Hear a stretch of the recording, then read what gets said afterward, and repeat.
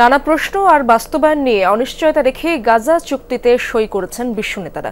সোমবার মিশরের Sharm al শেখের শান্তি সম্মেলনে বিশ্বের প্রায় ২০ প্রভাবশালী দেশের নেতারা অংশ নিলেও ছিলেন না ইসরায়েল ও হামাসের কোনো প্রতিনিধি।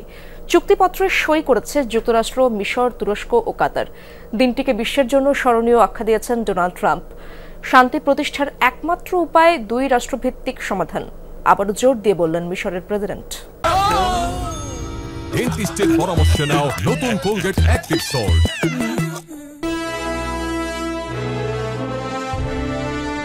গাজায় কাগজে কলমে থামল ইসরায়েলি আগ্রাসন, সই হয়েছে বহুল আলোচিত শান্তি চুক্তি।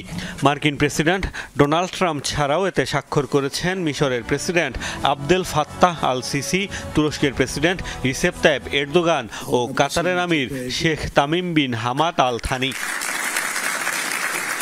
মিশরের শার্ম আল শেখের রেড সি রিসোর্টে হওয়া সম্মেলনে অংশ নিয়েছেন আরব ও পশ্চিমা বিশ্বের প্রায় ২০ দেশের সরকার ও রাষ্ট্রপ্রধান। তবে যাদের মধ্যে সংঘাত থামাতে এই আয়োজন, সেই ইসরায়েল ও হামাসের কেউই অংশ নেয়নি। উপস্থিত ছিলেন ফিলিস্তিনি প্রেসিডেন্ট মাহমুদ আব্বাস। চুক্তির সব ধাপ বাস্তবায়নে কোনো নির্দিষ্ট রূপরেখা না থাকায় যুদ্ধবিরতির ভবিষ্যৎ নিয়ে রয়েছে অনিশ্চয়তা। সব ইস্যুতে এখনও সমঝোতা হয়নি হামাস ও ইসরায়েলের মধ্যে।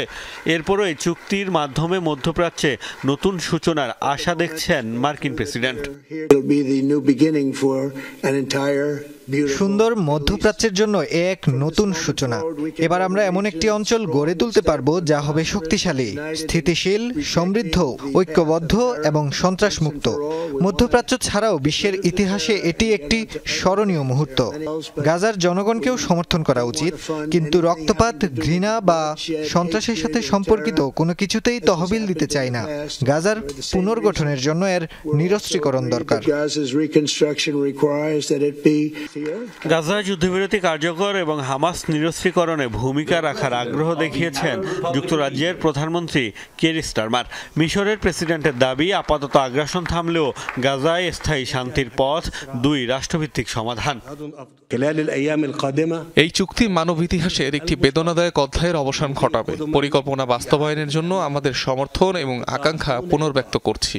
আশা করছি এটি দুই রাষ্ট্রভিত্তিক সমাধানের রাজনৈতিক পথ তৈরি করবে, আর সেটাই ফিলিস্তিনি ও ইসরায়েলি জনগণের শান্তিতে সহাবস্থান নিশ্চিতের একমাত্র উপায়।